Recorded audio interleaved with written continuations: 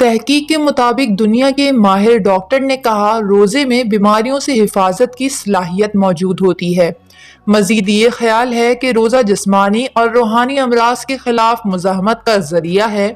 روزے کے ان گنت طبی فوائد ہیں۔ روزہ رکھنے سے ذہنی تناؤ، جسمانی تناؤ، ٹینشن، نفسیاتی امراض اور ڈپریشن کا مرض ختم ہو جاتا ہے۔ جو لوگ رمضان کے مہینے میں روزہ رکھتے ہیں ان کا دماغ پرسکون ہوتا ہے۔ پیٹ سے جڑی بیماریاں، معدے کی خرابی ٹھیک ہو جاتی ہے اور نظام ہاضمہ بہتر اور مضبوط ہوتا ہے، کیونکہ انسان جب روزہ رکھتا ہے تو بھوک سے تمام تر جراثیم مرنے لگتے ہیں، جس کی وجہ سے پیٹ کی بیماریاں ہونے کا سوال ہی پیدا نہیں ہوتا۔ روزہ رکھنے سے دل کو سکون ملتا ہے، کیونکہ اکثر زیادہ کھانے کی وجہ سے تیزابیت ہو جاتی ہے اور دل میں بھاری پن محسوس ہوتا ہے۔ لیکن جب انسان بھوکا پیاسا روزے کی حالت میں رہتا ہے اور ایک مخصوص ٹائم کے بعد کھانا کھاتا ہے تو تیزابیت بھی نہیں ہوتی اور دل پرسکون رہتا ہے۔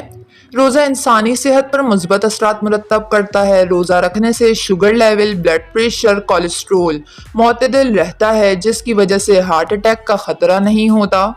رمضان کے مہینے میں روزہ رکھتے رکھتے ان لوگوں کا مدافعتی نظام بہت زیادہ مضبوط ہو جاتا ہے بنسبت ان لوگوں کے جو روزہ نہیں رکھتے۔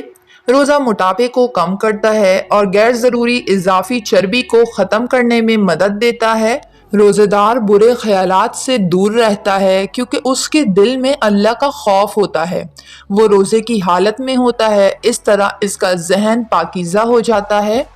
جو خواتین روزے رکھتی ہیں ان بے اولاد خواتین میں حاملہ ہونے کے امکانات کیونکہ روزہ انسانی صحت پر مثبت اثرات مرتب کرتا ہے۔ جگر کے گرد جمع ہونے والی چربی میں کمی آتی ہے، کیونکہ روزہ رکھنے سے چربی پگھلنا شروع ہو جاتی ہے اور انسان مہلک بیماریوں سے بچا رہتا ہے۔ رمضان کے دوران شوگر میں مبتلا مریضوں میں انسولین کا استعمال کم ہو جاتا ہے۔ روزہ دار کے اعصابی اعضاء مضبوط ہو جاتے ہیں۔ رمضان کے مہینے میں بے چینی اور بے خوابی کا علاج بھی ممکن ہے۔